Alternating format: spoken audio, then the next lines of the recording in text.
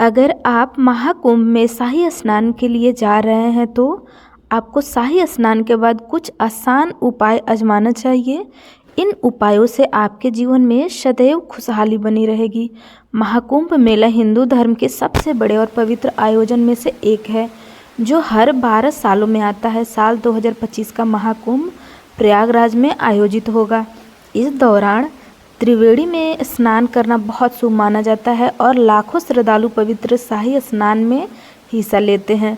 मान्यता है कि जो व्यक्ति इस शाही स्नान में हिस्सा लेते हैं और पवित्र नदी में स्नान करते हैं, उसे समस्त पापों से मुक्ति मिलती है और लोग शाही स्नान करके अपने पापों का शुद्धिकरण करते हैं, ईश्वरीय आशीर्वाद प्राप्त करते हैं और जीवन में समृद्धि को आमंत्रित करते हैं।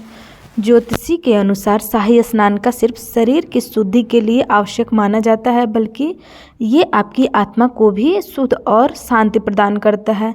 यह एक ऐसा माध्यम है जिससे व्यक्ति के समस्त पापों को दूर करने में मदद मिलती है और यही नहीं, इसे रोग दोष से मुक्ति का कारण भी माना जाता है। यदि आप शाही स्नान के बाद ज्योतिषी के कुछ विशेष उपाय आजमाते हैं तो स्नान का फल तो दोगुना मिलता है और सदैव समृद्धि भी बनी रहती है। आइए जानते हैं कौन से स्नान है। ज्योतिषी के अनुसार सूर्य को सभी ग्रहों का राजा माना जाता है, जो आपके जीवन के लिए ऊर्जा का बड़ा स्रोत होने के साथ आपकी सफलता और समृद्धि का प्रतीक भी माना जाता है। यदि आप महाकुंभ में शाही स्नान के बाद सूर्य को अर्घ्य देते हैं और सूर्य के मंत्रों का जाप करते हैं तो इससे आपके जीवन में सूर्य की ऊर्जा का संचार होगा और समृद्धि भी बनी रहेगी। शाही स्नान के बाद सूर्य को अर्घ्य देना करियर वृद्धि, धन और अधिकार प्राप्ति में सहायता होता है। शाही स्नान के बाद आप उगते सूर्य की ओर मुँह करके अर्घ्य दें। इसके लिए आप तांबे के पात्र में लाल फूल और लाल कुमकुम मिलाकर जल चढ़ाएं। अर्घ्य देते समय ओम ह्रीं सूर्याय नमः मंत्र का जाप करें और घर की समृद्धि स्पष्टता को सफलता की प्रार्थना करें। महाकुंभ में दान का विशेष महत्व है। ज्योतिषी के अनुसार यदि आप शाही स्नान के बाद जरूरतमंदों को कुछ विशेष वस्तुओं का दान करते हैं तो इससे आप ग्रहों को अशुभ प्रभाव को कम कर सकते हैं। इन उपाय से आपके जीवन में सकारात्मक ऊर्जा बनी रहती है और जीवन की कई समस्याओं को कम करने में भी मदद मिलती है।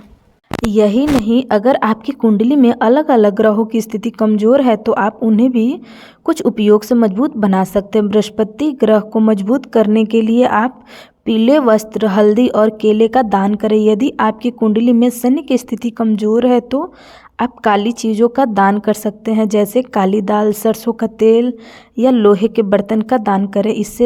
इसके साथ ही यदि आप ज़रूरतमंदों को अनाज का दान करें तो आपके जीवन में खुशहाली बनी रहती है।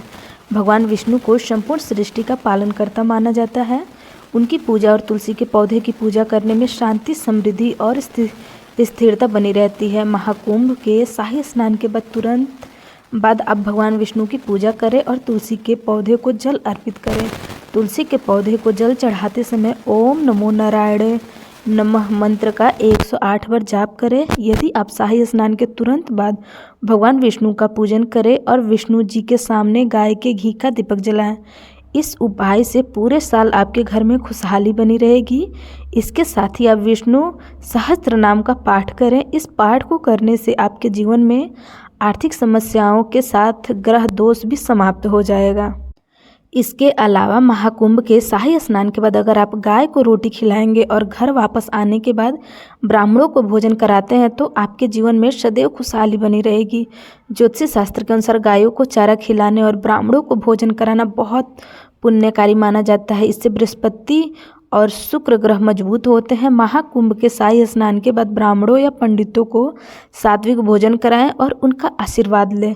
इससे आपके जीवन में सदैव खुशहाली बनी रहेगी। इसके अलावा यदि आप महाकुंभ के शाही स्नान के बाद गंगा तट पर दीपदान करते हैं या घर के आसपास किसी भी नदी में आसपास दीपदान करते हैं तो आपके जीवन में सदैव समृद्धि बनी रहती है और इससे जीवन की बाधाएं दूर होती है। शाही स्नान के बाद आप तिल के तेल या गाय के घी का दीपक जलाएं। दीपक को नदी में प्रवाहित करें और घर की खुशहाली की प्रार्थना करें। इसके अलावा माता लक्ष्मी को धन और समृद्धि की देवी माना जाता है। महाकुंभ में शाही स्नान के बाद उनके मंत्रों का जाप करें। करने से आर्थिक वृद्धि और समृद्धि बनी रहती है।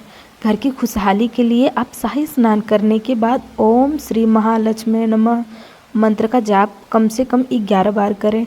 इससे आपके जीवन में खुशहाली बनी रहेगी। इस मंत्र का जाप करने के लिए आप अपने पहले स्वच्छ और शांत स्थान पर बैठें और मंत्र का उच्चारण साफ भाषा में करें। यदि संभव हो तो आप इस मंत्र का जाप 108 बार भी कर सकते हैं।